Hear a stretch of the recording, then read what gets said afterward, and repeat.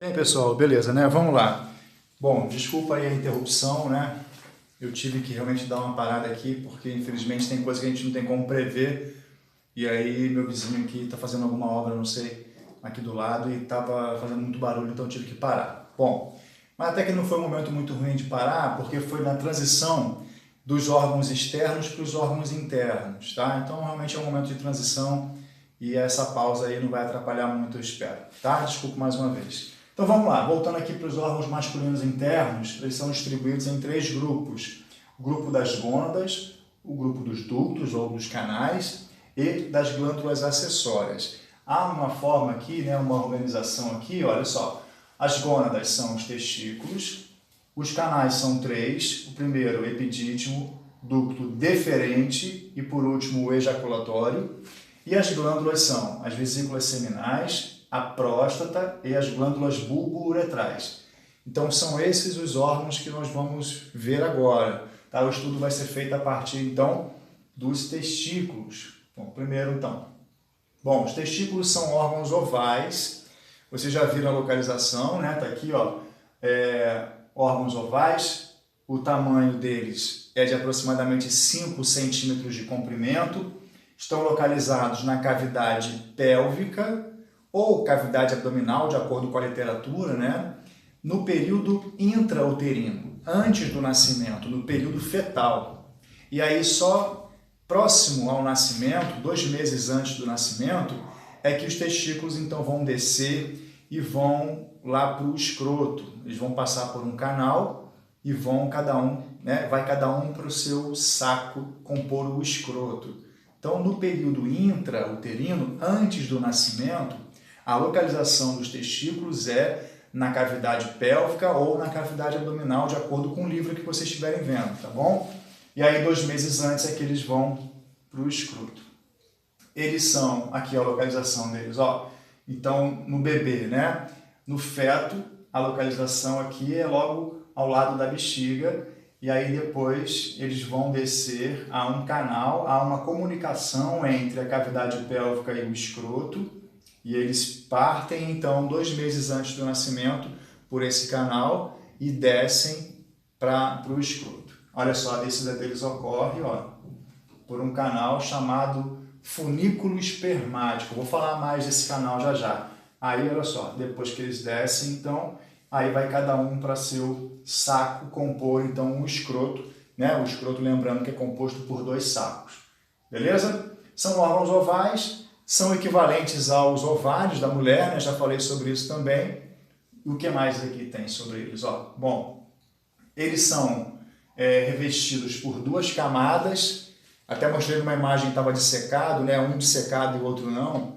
Essas 2 camadas são chamadas de túnicas. A camada externa é a túnica vaginal e a camada interna é a túnica albugínea. São 2 camadas de revestimento no escroto. Eles, na parte de dentro, se a gente fizer um corte no escroto, observar a parte interior dele, a morfologia interna dos testículos, a gente vai perceber que ele é todo dividido em septos, divididos por septos. Então, tem várias repartições, tá? Vários compartimentos dentro do testículo. Esses compartimentos pequenos são chamados de lóbulos. Em cada um dos nossos testículos tem cerca de 250 lóbulos, que são essas pequenas divisões. A imagem vai mostrar isso com mais clareza, olha só. Tá aqui, ó, a parte de dentro dele, ó, feito um corte. E aí a gente consegue observar a parte interna. Tá vendo essas linhas? Essas linhas são os septos fibrosos que dividem a parte interna dos testículos em vários compartimentos, vários lóbulos. São cerca de 250 lóbulos. Tá? Então ele é todo fragmentado na parte interna, na parte interior. E de cada um desses compartimentos, de cada lóbulo, sai de 1 até 3. Ó, de cada lóbulo sai de 1 até 3 túbulos, todos enrolados, assim, enovelados, chamados de túbulos seminíferos. É nesses túbulos seminíferos que os espermatozoides são produzidos. Eles estão lá, dentro desses túbulos seminíferos, em diferentes fases do seu desenvolvimento. Então, ó, túbulos seminíferos abrigam as células reprodutoras, os espermatozoides, durante o seu desenvolvimento. Então, de cada lóbulo, sai de 1 até 3, isso aí realmente não é uma coisa aleatória, tem uma variação realmente na quantidade, de 1 a 3 túbulos enovelados, chamados seminíferos. Eles abrigam os espermatozoides. A produção de espermatozoides ocorre, então, no interior desses túbulos seminíferos. Eles estão lá em diferentes fases do seu desenvolvimento. Legal? Esses túbulos seminíferos, depois que eles saem, né, do testículo, eles se unem. Olha só que legal essa imagem. Eles vão se unindo e formam uma espécie de rede de canais que dá origem ao epidídimo, que é a primeira porção do sistema de ductos do nosso sistema reprodutor masculino. Epidídimo, então, é a primeira porção. E o epidídimo é formado pela fusão, pela união dos túbulos seminíferos. Ao sair, ao deixar o testículo, eles se unem e formam, então, esse canal chamado de epidídimo. Vamos ver aqui mais uma coisa. Ó. Bom, não há só espermatozoides lá no testículo. Então, em relação a tipos de células, a principal é a célula reprodutora masculina, espermatozoides, mas há outros 2 grupos de células lá nos testículos masculinos, né? Há as células de Sertoli, que fornecem nutrição para os espermatozoides, e as células de Leydig, que participam da elaboração de hormônios masculinos, principalmente a testosterona. Tá? Então, os espermatozoides não são as únicas células que compõem esse sistema, que estão lá dentro dos testículos. Então, há 3 grupos de células, sendo que a principal realmente são os espermatozoides e há outros 2 grupos, Sertoli e as células de Leydig. Beleza? É isso. Tem mais alguma imagem? Não. Então, vamos para o epidídimo, né? Como eu acabei de falar, é a primeira porção do sistema de canais que está no sistema reprodutor masculino e que é responsável pela condução dos espermatozoides. O epidídimo, então, ele é originado a partir dos túbulos seminíferos que deixam os lóbulos do testículo. Vocês viram na imagem que esses túbulos seminíferos formam uma rede de tecido e que depois essa rede se une e aí forma o epidídimo. Então, é a primeira porção. O epidídimo também é todo contorcido, é um tubo enovelado, com um tamanho aproximado de 5 metros de comprimento. Não falei errado não, tá, gente? Não são 5 centímetros, não. São 5 metros mesmo de comprimento, tá? É porque a gente não percebe, né, a quantidade, o tamanho dele, porque ele é todo enrolado, ele é tão fininho, todo enrolado. Imagina uma linha de costura toda enrolada, né? Então é tipo o glomérulo lá no sistema urinário, né? O epidídimo ele é mais grosso, mais espesso que um capilar. Claro, o capilar é da espessura de um fio de cabelo. Mas ele também é bem fininho e todo enrolado, enovelado. Essa palavra se repete em alguns sistemas da anatomia, né? É um túbulo enovelado, de 5 metros de comprimento e está localizado em cada um dos sacos que compõem o escroto. Lembra? Cada saco abriga um testículo e um epidídimo. Então, a localização do epidídimo é no escroto, tá? Em cada um dos sacos que compõem o escroto. Olha aqui a imagem, né? Os túbulos seminíferos saindo, né? E aí aqui, ó, a primeira porção desse sistema de canais é o epidídimo. Ele é todo contorcido, ele tem aproximadamente 5 metros de comprimento, se estende mais ou menos até aqui, quando ele deixa de ficar todo contorcido. E aí nessa altura já é um outro canal, já tem um outro nome. O próximo dessa sequência de canais é o ducto deferente. Vamos lá. O deferente, ele se inicia após o epidídimo, ele é considerado o ducto excretor do sistema reprodutor. Por quê?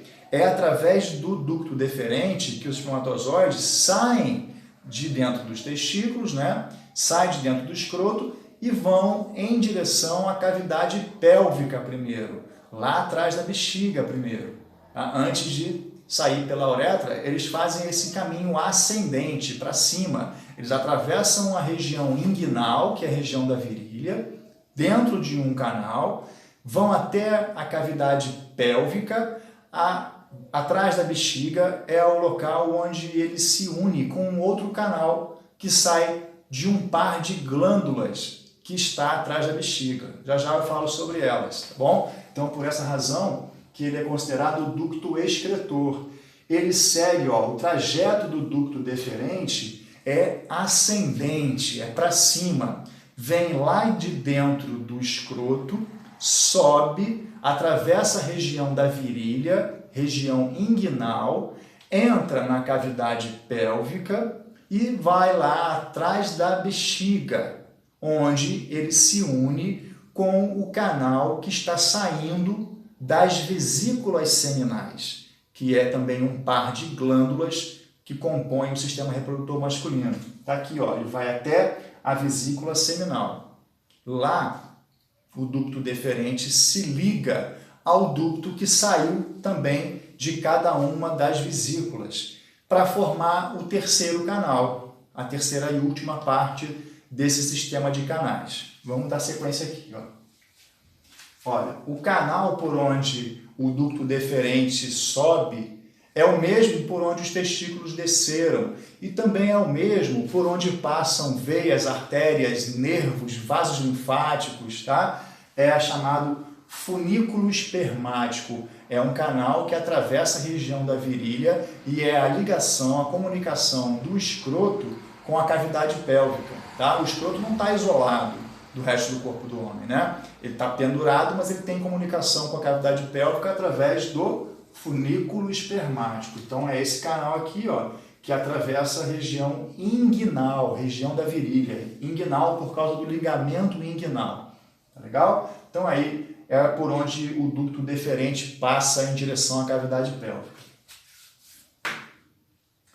Olha o trajeto, então, que o deferente faz. O que eu falei, ele sai lá de baixo do escroto, sobe, atravessa a região da virilha, vai na cavidade pélvica e depois faz esse contorno, essa volta e se encontra com as vesículas seminais atrás da bexiga. E é quando ele se une ao canal das vesículas para formar a terceira porção, que é o ducto ejaculatório. Vamos ver. Olha lá, as vesículas seminais. Primeiro tem que falar um pouquinho da vesícula para entender melhor isso. São duas glândulas compostas por tubos enovelados, também localizados atrás da bexiga. Elas secretam um líquidozinho que fornece nutrientes para os espermatozoides. A secreção das vesículas seminais, elas também fazem parte do sêmen, né, do líquido seminal, tá? Até por essa razão que tem esse nome, esse líquido, né? Mas o líquido seminal não é composto somente pela secreção das vesículas, ele é composto também pela secreção da próstata e também pelas células reprodutoras, né? Pelos espermatozoides, tá? Então, esses líquidos misturados junto com as células é que formam o sêmen ou líquido seminal, ok? Então, as vesículas são essas. Olha, tem imagem delas aqui. Já acho que tem a imagem dela aqui. Bom, aí, olha, a parte final. O ducto ejaculatório, ele é formado pela união do deferente com os canais que estão saindo cada um de cada vesícula. Ele é a última parte, é bem menor do que as outras duas partes e tem apenas 2,5 cm, de 2,5 cm até 3 centímetros de comprimento. Ocorre então na junção com as vesículas, ele atravessa a próstata, né? São dois canais ejaculatórios que atravessam a próstata, um de cada lado, e aí ele se abre na porção prostática da uretra, que é aquela porção da uretra que também atravessa a próstata, ok? Tem uma imagem aqui que vai mostrar os dois canais, tanto a uretra quanto o ejaculatório atravessando a próstata. Olha só que legal. Nessa imagem aqui, corte sagital, ok, gente? Corte sagital de um modelo masculino, cavidade pélvica, pênis, coluna cavernosa, coluna esponjosa, a uretra vindo aqui da bexiga. Atrás da bexiga, vesícula seminal está aqui, o ejaculatório é esse canal fininho que atravessa a próstata. A próstata é esse órgão aqui, meio que arredondado, que está abaixo um pouco da bexiga. Esse canal que está passando aqui grandão é a uretra, e aqui o ejaculatório se abre na uretra. Então a secreção da vesícula seminal, junto com os espermatozoides, são direcionados aqui para a porção prostática da uretra. Tá? A uretra tem 3 porções. Ela tem a porção prostática, tem a porção esponjosa e tem uma porção intermediária entre a próstata e o corpo esponjoso do pênis. Tá legal? Então tá aqui na legenda, ó, ducto ejaculatório é esse fininho aqui. O ejaculatório, repetindo, é a última parte, a última porção do sistema de canais do sistema reprodutor masculino. Tá bom? Olha aí essa imagem. Corte sagital.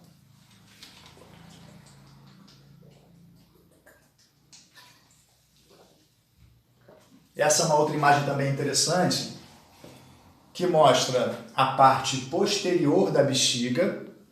Tá aqui, ó, a bexiga. Aqui parece um cabelo, são fibras musculares da bexiga. É um músculo chamado detrursor, né, da urina, que compõe a bexiga.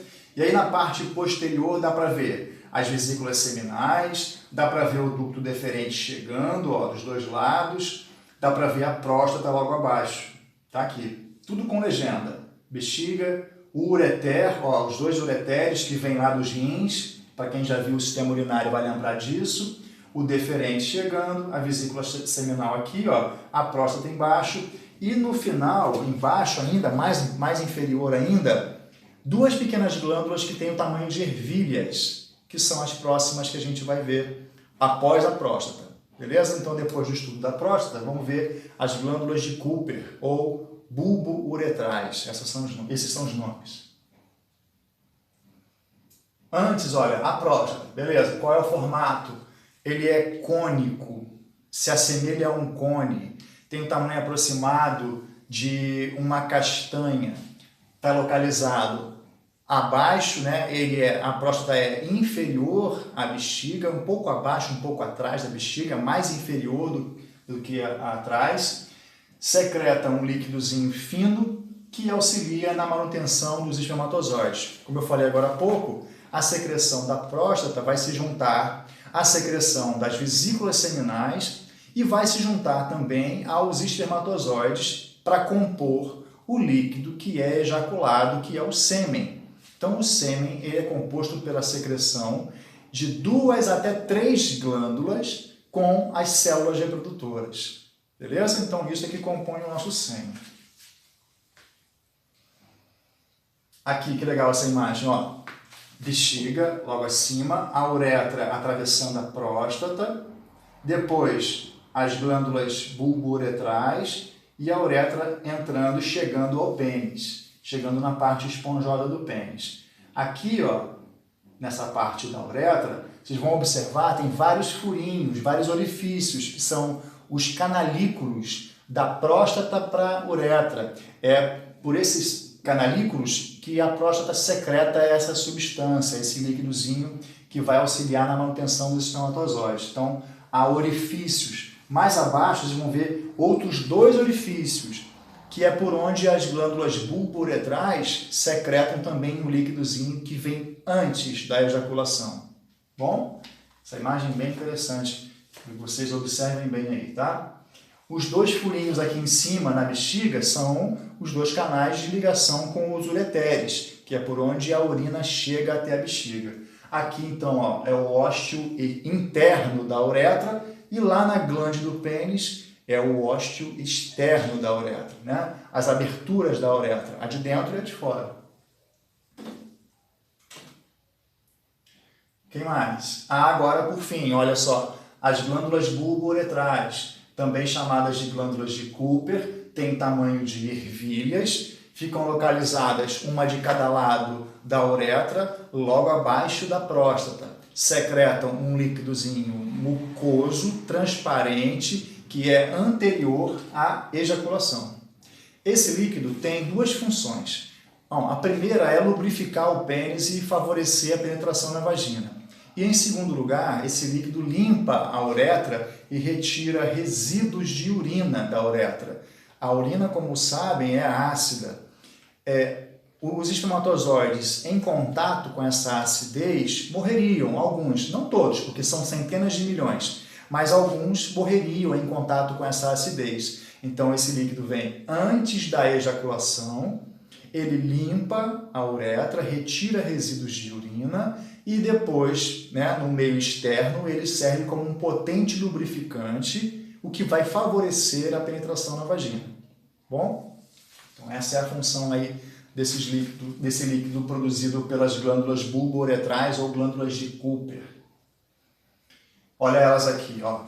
Estão até circuladas aqui, ó, uma de cada lado da uretra, e aí a uretra no meio, logo abaixo da próstata. Aqui está a próstata e as glândulas de Cooper estão embaixo, e logo na sequência o pênis com as 3 colunas, os corpos cavernosos e o corpo esponjoso. Beleza, agora para a uretra, a parte final, né? Quem já viu o sistema urinário já sabe sobre a uretra masculina e a feminina, as diferenças, semelhanças, já sabe tudo, né? Só para repetir, a uretra é um tubo muscular, ou melhor, é um canal tubular, tem no homem aproximadamente 20 centímetros de comprimento e tem 2 funções no homem, eliminar a urina e o sêmen. As delimitações são, né? Ela começa logo após a bexiga, no ósteo interno, e vai até a glande, no ósteo externo. Essa é a uretra masculina. A feminina, ela tem também o ósteo interno na saída da bexiga, e o ósteo externo é logo abaixo do clitóris. O tamanho é bem menor do que a masculina, tem cerca de 5, 4 centímetros de comprimento. A uretra masculina atravessa a próstata e o pênis. A feminina não atravessa órgão nenhum. E na feminina só passa urina, enquanto que na masculina 2 secreções, urina e o sêmen.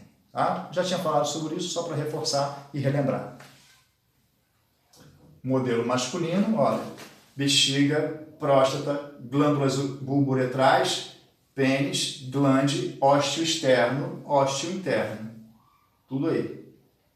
Modelo feminino é diferente, claro, vocês já viram em outras imagens e não vou precisar repetir agora, tá? Vamos agora para um outro assunto, que é a parte final do sistema reprodutor masculino, que é espermatogênese. Bom, o que é espermatogênese? É a produção de espermatozoides que acontece nos testículos. Gênese quer dizer início, começo, né? Então é a produção de espermatozoides. E ocorre, como eu já tinha falado, nos túbulos seminíferos, aqueles que saem dos testículos, né? E essa produção ela começa durante a maturidade sexual e o tempo estimado para a produção de espermatozoide é de 10 a 11 semanas, mas a produção é contínua, tá? Sempre. O homem está sempre produzindo espermatozoides, nunca cessa. Até o último dia da sua vida o homem produz espermatozoides. Isso difere da mulher, né? Que a mulher tem uma produção limitada de células reprodutoras, o homem não. O homem tem produção ilimitada. Até o último dia tem produção de espermatozoides, tem espermatogênese, ok? O espermatozoide é originado a partir de uma célula primitiva, assim como o óvulo também é originado de uma célula primitiva. A célula primitiva masculina é chamada de espermatogônia, que depois dá origem ao espermatozoide. Legal? Essa célula primitiva, então, ela se desenvolve nos túbulos seminíferos e ela depois é lançada no epidídimo, por onde passa aí, né, durante 2 semanas mais ou menos, que é o período de maturação. É necessário que haja essa maturação, eu vou falar sobre isso aqui na frente. Bom, o espermatozoide tem o formato de um girino, né, todo mundo conhece, tem uma cabeça oval, um núcleo, apenas um núcleo, uma célula uninucleada, um corpo e uma cauda alongada que o auxilia na sua locomoção, né? Através de movimentos de chicote, ele vai chicoteando a cauda e é isso que faz com que ele se movimente, com que ele nade, né? Lá no interior da vagina, atravesse o útero até as tubas uterinas, que é o caminho que eles costumam fazer. Claro, se forem ejaculados no interior da vagina, né? Beleza, olha aqui a imagem dele, ó. Então essa é a aparência do espermatozoide. Cabeça oval, um corpo, apenas um núcleo e a cauda alongada.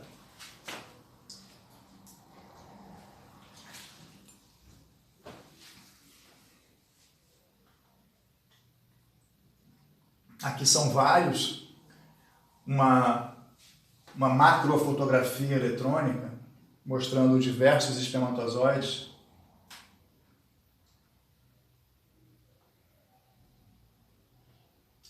Bom, aí é o seguinte, ó, a maturação deles ocorre, como eu falei agora há pouco, durante a passagem pelo epidídimo. Mas o que é? O que significa um espermatozoide imaturo? Significa que ele não tem a capacidade, deixa eu abrir aqui um pouquinho para iluminar, ele não tem a capacidade de se locomover, nem de fecundar, nem de fertilizar o óvulo. Então, os espermatozoides que se liberam das células de Sertoli, que são aquelas que fornecem nutrição para eles, eles ainda estão imaturos. Então, quando eles entram no epidídimo, ainda não estão prontos para funcionar, né, para entrar em ação. São células imaturas. Durante a passagem pelo epidídimo, e aí dura cerca de 2 semanas, ocorre então esse processo chamado de maturação. A maturação dessas células é quando elas ganham a capacidade de fertilizar o óvulo e também a capacidade de se locomover. É a fase final do seu desenvolvimento, né? Então elas estão quase prontas nesse período, aí durante a passagem pelo epidídimo. Lembra, o epidídimo não é grande, tem 5 metros. Então leva 2 semanas para eles passarem pelo epidídimo e aí eles maturam nessa passagem lá, tá? E aí ficam prontos para entrar em ação quando ejaculados na vagina. Durante a ejaculação, os espermatozoides que estão no epidídimo e no ducto deferente são levados até a uretra pelas contrações desses canais. Esses canaizinhos, eles têm camada muscular lisa que contrai de forma semelhante àquelas contrações que acontecem no sistema digestório. Há um peristaltismo, as contrações peristálticas também ocorrem nesses canaizinhos e aí eles empurram, vão ajudando a conduzir os espermatozoides em direção ao ducto ejaculatório e posteriormente à uretra, tá? Então esses próprios canais ajudam a empurrar os espermatozoides em direção à uretra. Porém, a propulsão na ejaculação, que é a capacidade que o homem tem de lançar a uma certa distância esse líquido, essa força de propulsão, ela vem dos músculos da base do pênis, os músculos do períneo, aqueles mesmos que movimentam o ânus, né? Quando há aquela contração. Então, quanto mais fortes forem esses músculos do períneo, mais longe esse homem, essa pessoa, vai ser capaz de lançar os espermatozoides. E esse lançamento, né, essa propulsão, gente, é importante, porque quanto mais próximo eles estiverem do útero, melhor, porque eles terão um caminho menor a percorrer até encontrar o óvulo nas tubas uterinas, né, em uma das tubas, né, não nas duas, às vezes nas duas, né, mas geralmente em uma só. Tá? Então a força de propulsão é importante, capacidade de lançar o sêmen a uma distância considerável favorece a fecundação. Tá? Bom, aí o que acontece na ejaculação? As secreções da próstata, das vesículas, das glândulas bulbo-uretrais se juntam aos espermatozoides, compõem esse líquido seminal, o sêmen que é lançado na uretra, e aí, enfim, ocorre então a ejaculação. Há centenas de milhões de espermatozoides em cada ejaculação. Centenas de milhões. É esse o número mesmo, gente. É uma quantidade enorme de células, né? Mas basta um para poder fecundar o óvulo, né? E muitos desses espermatozoides morrem logo no primeiro contato com a vagina, porque a vagina é ácida, né? Ela tem essa acidez para se proteger contra micro-organismos, né? Então, muitos, né? Já em contato com a vagina já morrem na hora, mas como são muitos, ainda permanecem muitos vivos, e aí alguns conseguem então nadar pelo útero e conseguem chegar às tubas uterinas. Legal? E aí é aquela história, né, gente? Basta um para fecundar o óvulo, dar origem ao zigoto, tá? Beleza, vamos parar aqui, vou fazer mais uma pausa agora, tá legal, gente? Essa pausa era programada mesmo, né? A primeira não foi programada, foi por causa de uma interrupção aqui externa, de um barulho aqui no vizinho, mas essa pausa já era prevista, porque daqui em diante é o sistema reprodutor feminino, tá legal? Então, olha, depois que assistirem aí o masculino, assistam logo na sequência o feminino e a gente depois vai poder tirar as dúvidas que acontecerem, tá bom, gente? Então, já já eu volto aí no próximo sistema reprodutor feminino. Valeu!